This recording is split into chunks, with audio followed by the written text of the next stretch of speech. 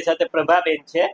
પ્રભાબેનને શું તકલીફ હતી પૂછીએ અને કેમ રહ્યું આપણી ટ્રીટમેન્ટ થી, બરાબર ને? હવે કેમ છે પ્રભાબેન? ક્યાંથી આવ્યા બેન? જુનાગઢ. જુનાગઢ થી આવ્યા બેન. શું તકલીફ થતી બેન કહેશો? ડોકમાં મણકાની તકલીફ હતી ને, 35 વર્ષનો દુખાવો હતો. તો મને અત્યારે બહુ જ સારું છે અને હાવ 5% નથી દુખાવો અત્યારે ઘણું સારું છે. હા સારું. અને પ્રભાબેન, આ તકલીફ આપને લગભગ 35 વર્ષથી હતી. અને આમ તકલીફ થતી તો શું શું તકલીફ થતી? અરે પેલા તો આ હાથ ને પગ બધું જલાઈ જાય ને એક ડગલું ના ભરી શકું. ચલાતું નહીં. હા ચલાતું નહીં ને. હા અને આ ડોકી તો આમ ન જોવાય કે આમ ન જોવાય ને, ખંભા બહુ દુખતા, ગરદન આડાવડું જોવામાં. હા બહુ જ. હા બરાબર છે.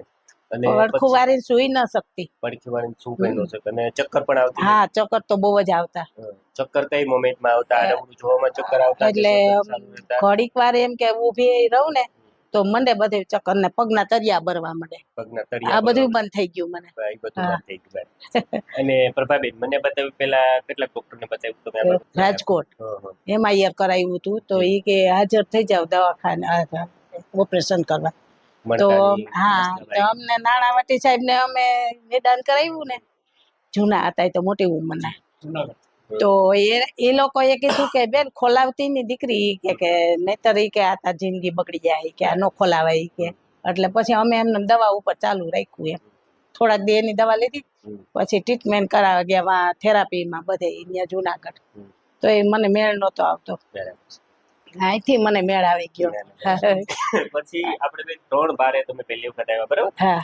આજે 8% 8 વખત આવ્યા તોય મને સારું થઈ ગયું. 8 વારમાં કેટલું સારું કહી શકો બેન? 8 વારમાં મને પૂરેપૂરું સારું કહું તો એ ખાલી 5% જ હતું. અત્યારે એ મને આ કર્યું ફેર પડી ગયો. હા બધું સારું. અને મેઇન વસ્તુ કે 35 વર્ષ જૂની તકલીફ, જૂનો દુખાવો આપણને સારો થઈ ગયો બેન, બરાબર? અને પ્રભાબેન, આટલો 35 વર્ષ જૂનો અને ઓપરેશન વગર આપણે ચાલુ કર્યું ને, કારણ કે અમારી ટ્રીટમેન્ટમાં મોટે ભાગે ઇન્જેક્શન ઓપરેશન એવું કઈ આવતું નથી. તમને મોટે ભાગે આપણે સેટિંગ. મને તો આમ બહુ ગમ્યું, તમારું કામ ઊંચું છે ને. એ કઈ સાહેબ અમે તો એટલી જગ્યાએ ગયા પણ સાહેબ તમારે જેવું કામ ક્યાંય નથી જોયું. હા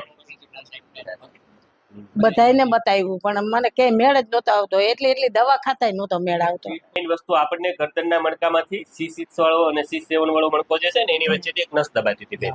એ નસ દબાવવાની હિસાબે તમને આ ખંભા ભારે થઈ જતા, ગરદન દુખતી, માથું દુખતું, ચક્કર આવતા. આપણે મૂળ નસ દબાતી હતી. આપણે શું કર્યું, સેટિંગ કરીને નસ જ ત્યાંથી છૂટી પાડતી હતી.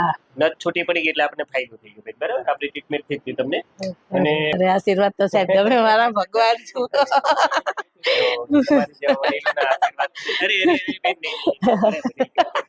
તમે મારા ભગવાન છો. હું મોકલું એવાયું ને, કાલ મોકલા તમારા રવિવારે આવ્યા. હું બહુ ખુશ છું સાહેબ. ત્યાં બધાને હું મોકલું છું પેશન્ટ ને. હોતે હું કહું તમે બીજે જાઓ માં, અહીંયા જાઓ વગર ઓપરેશન ને વગર દવા. સાહેબ મેં દવા નથી ખાધી તે દુની. આપણે દવાઈ નથી લીધી. સારું કર્યું, સરસ. અને એટલું આમ નહોતું જોવાતું, આમ ક્યાંય નહોતું જોવાતું. બધું ફ્રી થઈ ગઈ. આપણે સેટિંગ કરી દીધું, બરાબર? ખુશ છો ને? ટ્રીટમેન્ટ ખુશ છું. હું તો અહીંયા મોકલેશ બધાને. હું તો મોકલું જ છું.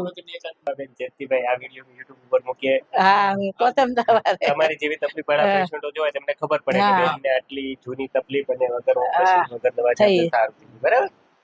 મારા ભાઈઓ ને મારા ભાભીઓ ખુશ થઈ ગયા. એ કે બેન તો સારું, આશા જ નહોતી તને આગળ કે આ દુઃખમાં.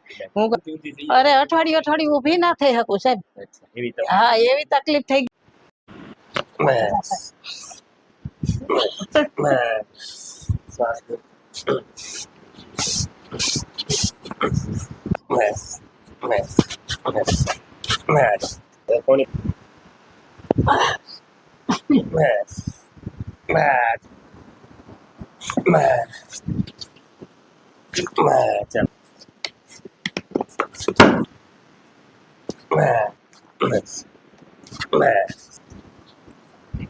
મોટું નો બોલતા.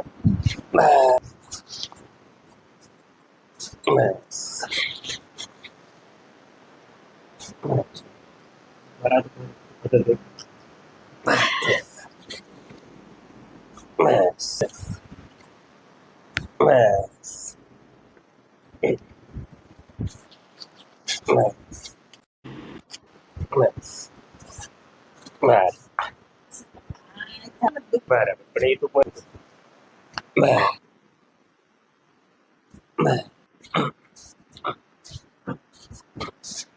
બસ